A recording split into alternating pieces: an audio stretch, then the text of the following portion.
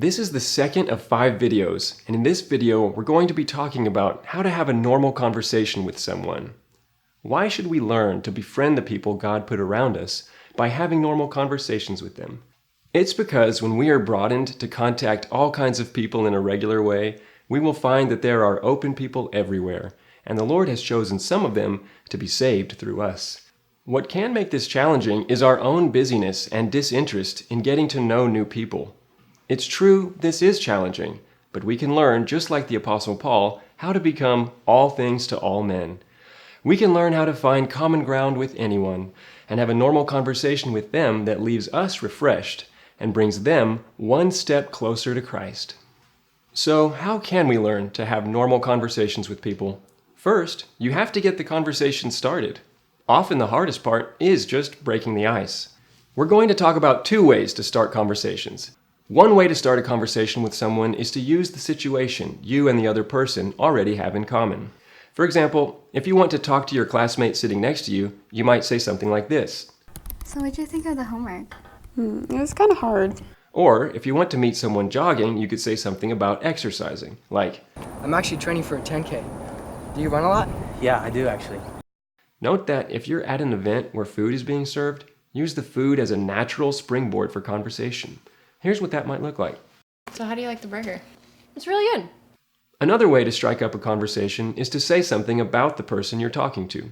A lot of people advertise their interests visually, from stickers on their laptop and water bottle to designs on their t-shirt. If you take note of what they're displaying, you can usually find some common ground to start from. Here's an example. Hey, I like that fishing sticker, bro. I fish too. Really? Yeah. Mind if I sit? Yeah, sure. To build trust with the other person at the beginning of a conversation, reveal something about yourself. Again, this might spring from the situation you're in. I really can't wait for this Friday. I mean, we got this group project. I'm really looking forward to it. I think it'll be great. What about yours? How's yours coming along? Or you could say, I had a really hard time with that assignment. It took me 2 hours to figure out how to finish it. Oh, yeah. Yeah. or you might say, I'm a sophomore here. What year are you? I'm a freshman. Oh, that's exciting. Yeah. Are you ready to start? Yeah, for sure. Inserting something about yourself is a good way to gauge the other person's interest. If they're interested in what you're talking about, they will respond positively. If not, you can easily move on to another topic. While engaging someone in conversation, have a goal of finding a common point of interest with them. Even if the other person appears to be extremely different from you, chances are you still share much in common. For example, if you're both students, you share a plethora of common experiences, from professors to classmates to grades. Or you might both be from the same metro area or have had similar childhood experiences. For example, if your partner says they're from the same city as you, you could say, "Me too," and talk about your high school, middle school, or where you hung out for fun. So where are you from? I'm from Houston area. Me too. Yeah? Where? Spring. Me too. Oh, awesome. Yeah. Which high school did you go to? Spring High School. Oh, I went to Klein ISD. Oh, okay. So close. Yeah. Wow, that's really cool. Or if they mention loving sushi, exclaim, "Me too," and go on to your favorite sushi restaurants. Do you like sushi? Mm-hmm.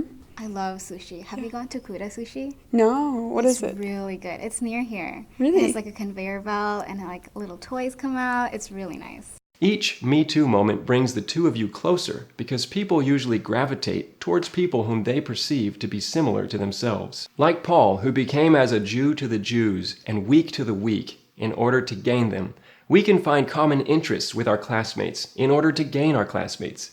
And we can build trust with our acquaintances in order to gain them. Let's pause the video here and practice with a partner for 3 minutes. Start a conversation by commenting on your shared situation or on what the other person is wearing. Then find a common interest, the Me Too moment, and discuss it together.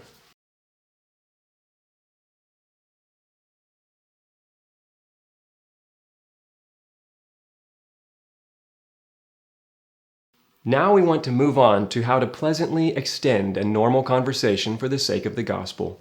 The key to extending conversations is asking open-ended questions, which means questions that require more than a simple one-word answer.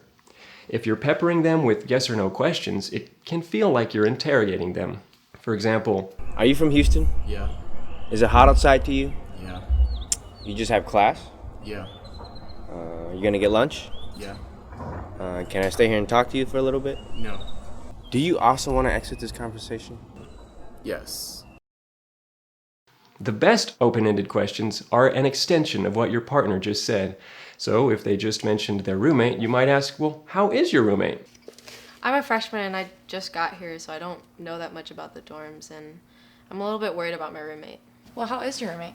Your goal is to extend the conversation on that topic.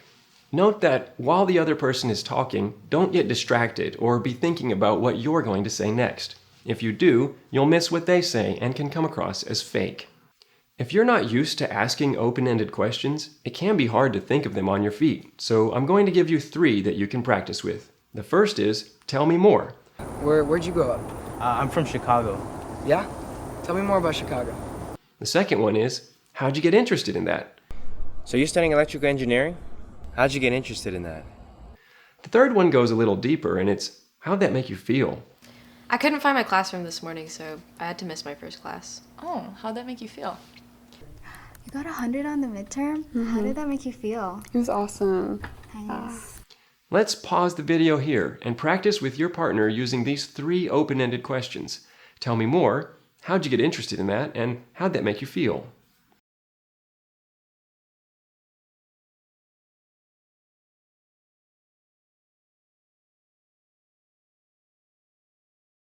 Two other things to note are to talk positively and talk freely. First, talk positively.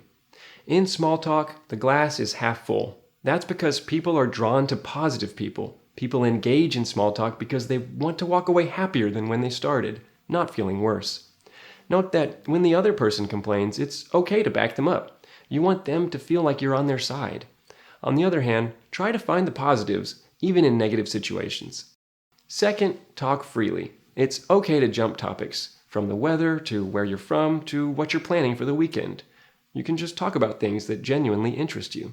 We will look at how to turn the conversation to the Lord in the next video, but for now, note that at first you should avoid prematurely discussing certain topics, like money, or politics, or health and family problems. This is because you don't want to make the other person feel uncomfortable, and you never know how they feel about these sensitive subjects. On the flip side, feel free to take your conversations deeper over time.